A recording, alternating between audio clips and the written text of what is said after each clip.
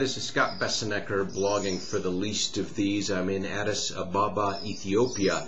Addis is a new city, only 100 years old, and yet Ethiopia and Addis, as long as it's been around, have been plunged in poverty. There's 30% unemployment here and has been for a really long time. It's one of the least developed countries in Africa, in the world for that matter.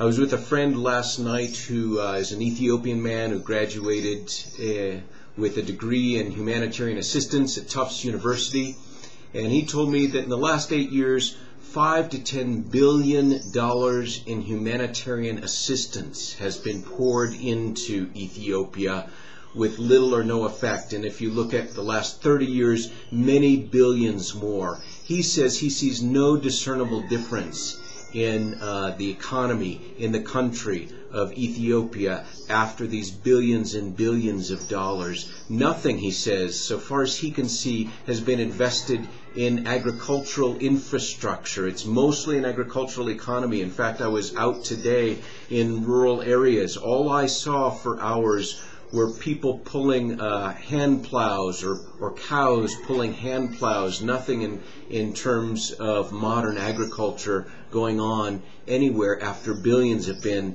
devoted to Ethiopia. What's happened to the money? Well, some certainly has gone into the humanitarian infrastructure, the machine of humanitarian aid. When I was in Malawi a few years ago, I was amazed to see dozens and dozens of giant $50,000 SUVs with humanitarian aid agencies emblazoned on the side, and then to look out and see miles and miles of just stumps from deforestation as people have been desperate enough to cut down trees to burn for fuel.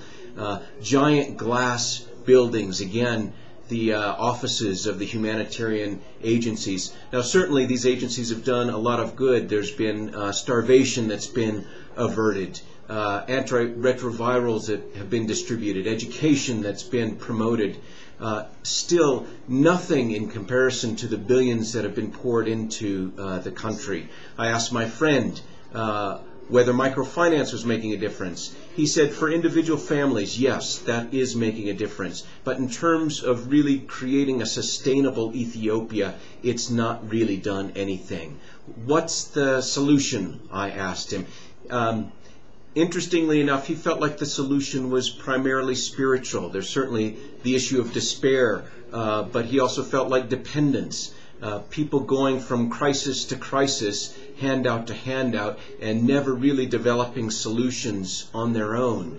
Blood feuds, he says, are actually quite prevalent in the outlying areas where tribes, generation after generation, are doing revenge killings and keeping them trapped in this position of desperate poverty. His call was for the church to come and invest itself personally, flesh and blood, people full of the Spirit, followers of Jesus, willing to lay down their lives and just be among the poor, walking among them, living among them, figuring out change from the inside, not from the outside, removing the element of dependence, material transformation, spiritual transformation, and cultural transformation. That's what he was calling for, and that's what I'd like to urge you to consider or reflect on and respond to in this blog.